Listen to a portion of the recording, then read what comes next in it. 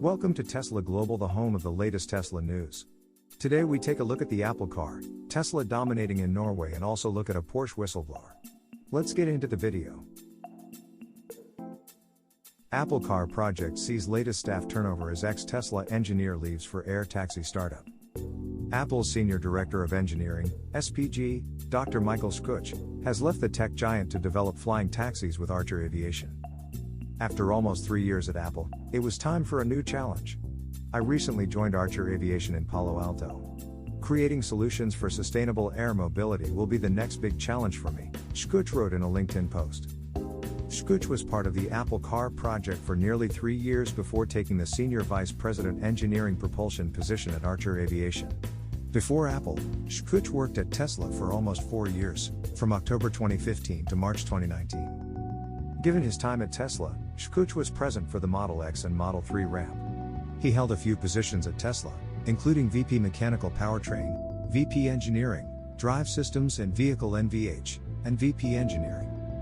Shoutout's departure from Apple may seem like a blow to the tech giant's Apple car initiative. However, based on his past experience, Shoutout seems to enjoy challenges, as shown in his announcement about joining Archer Aviation. Shoutout stood by Tesla during its most turbulent years.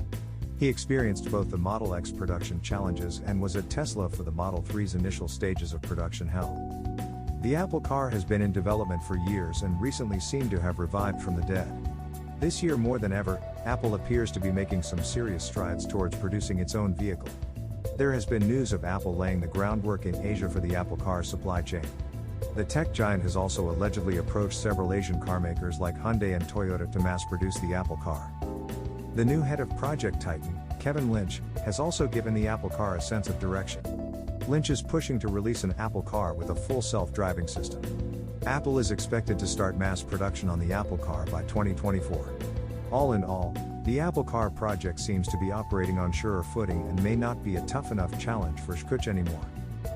Tesla continues to establish pole position in Norway.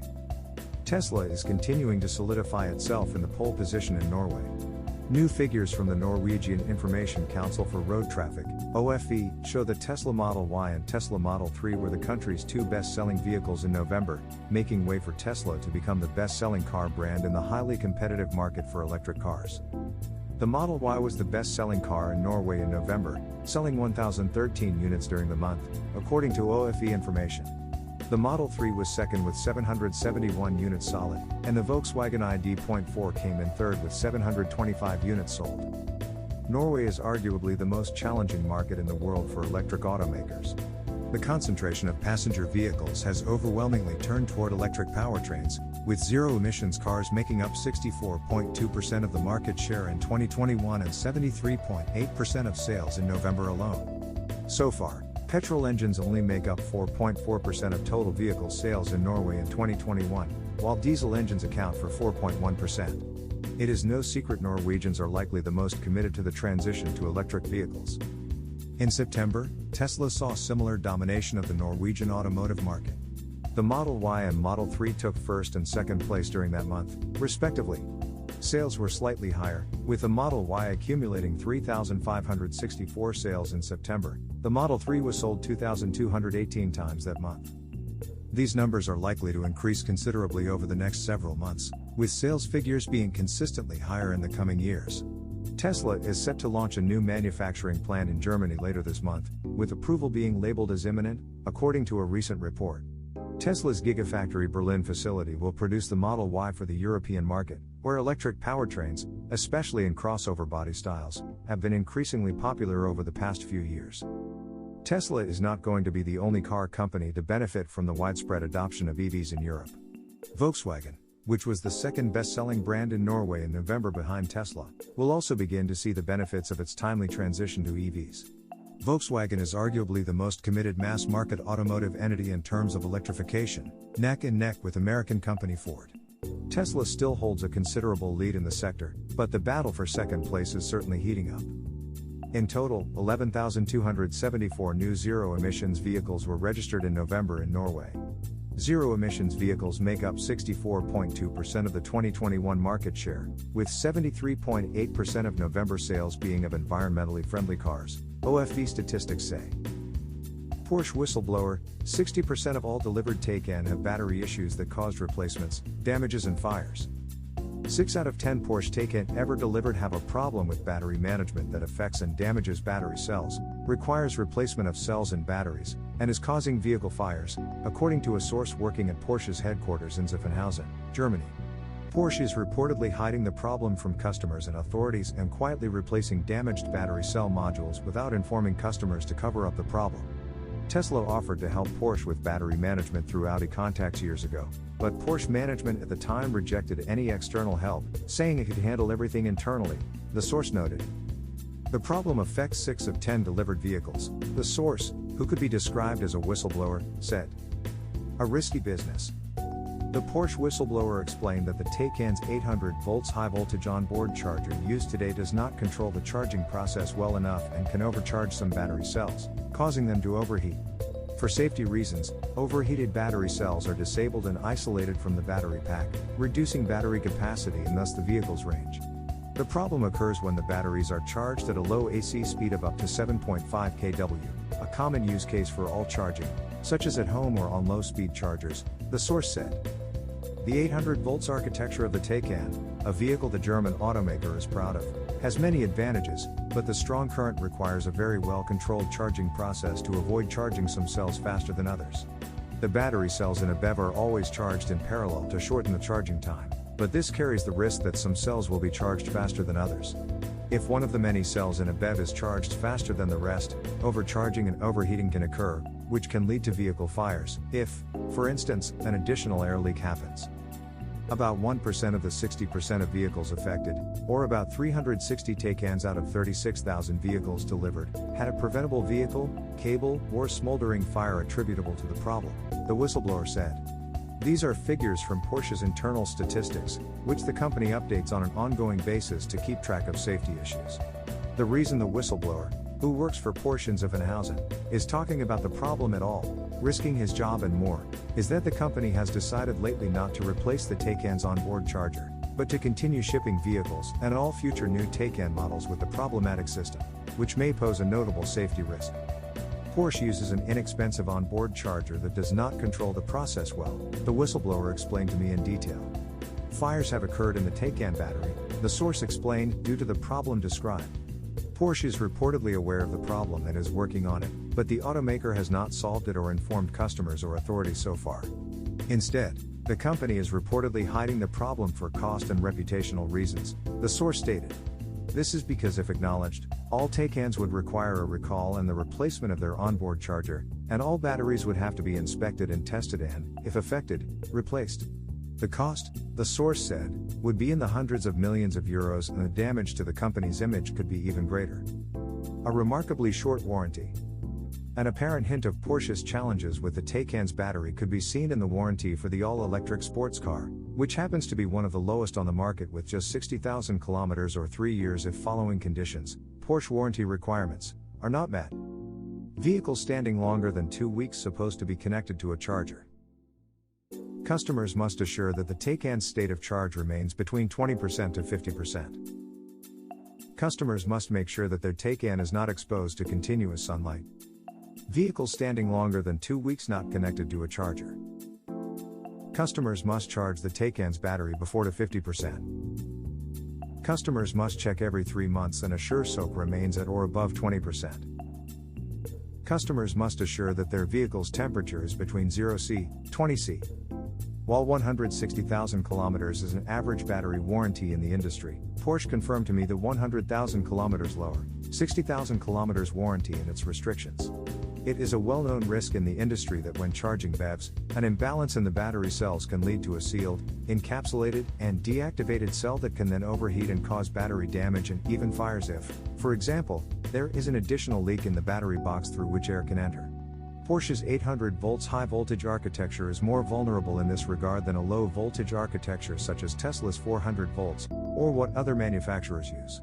Most of the BEV battery fire-related problems recorded in the past typically occurred in low-cost BEVs that lack sophisticated battery management systems or onboard chargers. Porsche has cut costs for its premium Taycan BEV, which poses a risk to customers, according to the whistleblower. Costs and savings. The cell damage can be repaired at great expense, but in most cases, Porsche chooses not to, the whistleblower said.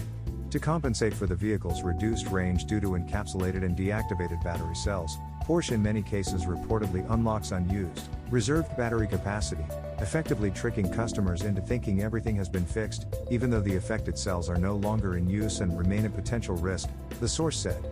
Customers who don't know that a cell in their battery has a problem may not even recognize the reduced range in their Taycans because Porsche releases unused battery capacity and therefore the problem is not detected at all from them. This could explain why the number of the reported battery problems on the Taycan shared by the media is much lower than 60%. For all vehicles Porsche informs needing a repair, the customer is charged €600/cells module, although the internal labor cost is just €26, the whistleblower said. Porsche charges customers even though no repair has taken place at all but just a battery module cell exchange, the source added. A Taycan has 33 battery modules with 12 cells each, adding it up to a total of 396 total cells. Issues that happen and should be covered by warranty are, with regards to labor cost, paid by the customer, creating high service and maintenance profits for Porsche. Considering the battery degradation that all BEVs experience sooner or later, the 60% Taycan customers who have the battery problem described by the whistleblower will have a lower total battery capacity than paid for after the so-called repair and will experience an earlier reduction in range and thus a reduction in vehicle value. If the problem of overcharging the onboard charging cell occurs more frequently, the damage can accumulate to the point where a complete battery replacement is required, according to the whistleblower. If what the source reported is correct over time, all 40% Taycans not yet affected by the issue may one day experience the same problem, depending on the charging behavior of their owners. To pretend to have done a repair that never happened and accept a lower battery capacity caused by a cheap Porsche onboard charger without informing the customer would be misleading, to say the least. Worse, the replaced battery cells and modules are susceptible to the same problem, and owners accustomed to charging at home with AC power up to 7.5 kW may soon be faced with the same problem again after their battery packs have been repaired. Disregarding the cost and depreciation is bad, but the safety issue is the most serious problem of all and should be, based on the information my source shared, investigated by authorities in all countries where the Taycan is shipped. An invisible fix. A different, more sophisticated charger for an extra €70 from the same supplier with a good reputation would solve the problem, but Porsche has so far decided against the hardware change, according to my sources. What sounds like a small additional cost is not small in the automotive industry, where target costs are a critical measure of team success and on which bonuses depend. The recent decision of Porsche not to use a better, more sophisticated charger that would solve the problem for the foreseeable future made the source a whistleblower who rightly saw this as an unacceptable risk to customers. The Taycan vehicles experiencing the charging problems are divided into 3 groups by Porsche and dealers, the whistleblower stated. Dealerships are under strict NDA and face losing their Porsche certification if they talk about the practice that the automaker is executing for years. Affected Taycans are categorized as A. Green, repair. B.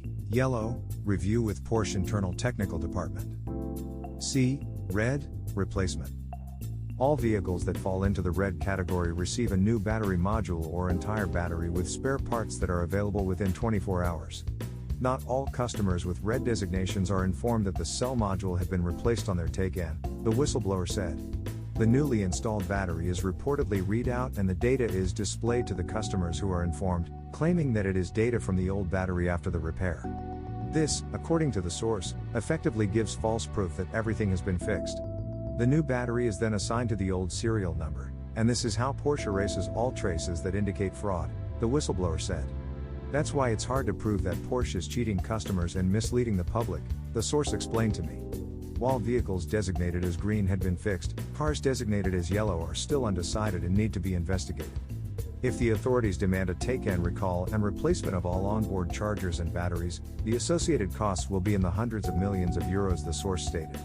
Provided that the whistleblower's information is accurate, about 60,000 Taycans delivered so far would have to be recalled worldwide, with costly repairs, testing and hardware modifications. The reputational damage would be high-end, like the VW Group cheating scandal, a major negative for the iconic automaker that claims safety comes first.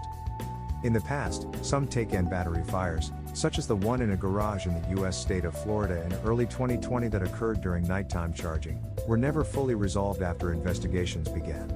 My source said that Taycan fires were directly attributable to the problem with the charger and could have been preventative. Porsche had used a more expensive, higher quality charger, as one would expect from a premium automaker.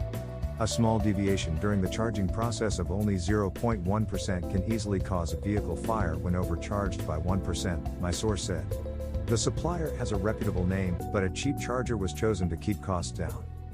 Teslarati reached out to Porsche to comment on the whistleblower's claims and received following feedback on November 23. I checked with our R+D department in Visoc and all of the issues addressed lack any basis. Based on this information, we can't confirm any of the issues, a spokesperson from Porsche said. The source was confronted with the feedback from Porsche and stated in another phone call that only a very small team is involved in the matter, and it is no surprise for him that many within the automaker do not know about the described issues. Many more details were revealed, but they are not included in this article to protect the source. The source explained that in previous cases, Porsche made sure that employees who leaked information never got a job in the industry again. Other sources informed me years ago that during the development of the Taycan, meeting target cost was a large challenge and that this may have led to the unwise decision to choose a cheap charger. Currently, the VW Group's BEVs are lower margin compared to the company's ICE models, and not all are positive, creating strong pressure from management to reduce costs. Given the Taycan's high price and good sales figures, it is reasonable to assume that it is profitable, but it may not generate as high margins as the company's iconic ICE models. The whistleblower also said that years ago, Tesla offered to help Porsche with its battery management system, but the German automaker declined the offer. Around 3 years ago, Porsche asked Tesla through Audi contacts if they could help them, but at the time, Tesla declined. My source said it was pure arrogance on Porsche's part that led to today's problems, as Tesla had been willing to help them. Previous problems with Taycan batteries led to a preliminary investigation by the US NHTSA in early 2021 into the sudden discharge of the 12 volts battery, which could result in the vehicle coming to a sudden stop. The NHTSA noted 9 official complaints from Taycan owners, and Porsche recalled 43,000 Taycans to repair shops at that time. Taycan forum members report a variety of different battery problems as well as the media, for example a Taycan burned down in Florida, that may or may not be related to what my source reported. Overall, if we add all together, it appears that battery problems with the Taycan are not uncommon, and with more age of batteries in vehicles, more issues may be reported. From what the whistleblower explained, the strategy from Porsche seems to be to solve or isolate technical issues without public notice. The good news for the Audi e-tron GT that is produced on the same VW PPE BEV platform as the Taycan and shares many parts with it, is that Audi opted for a different and better onboard charger. The described problem is not existent with the e-tron GT, the source told me, but it's unclear why Porsche isn't learning from the Audi team in that respect. Do you think that Tesla will face issues with Apple creating their own car? Do you think Porsche will be able to recover from this issue? Let me know in the comments. If you enjoyed the video, then please leave a like, and if you are new to the channel, then why not subscribe? Thanks for watching.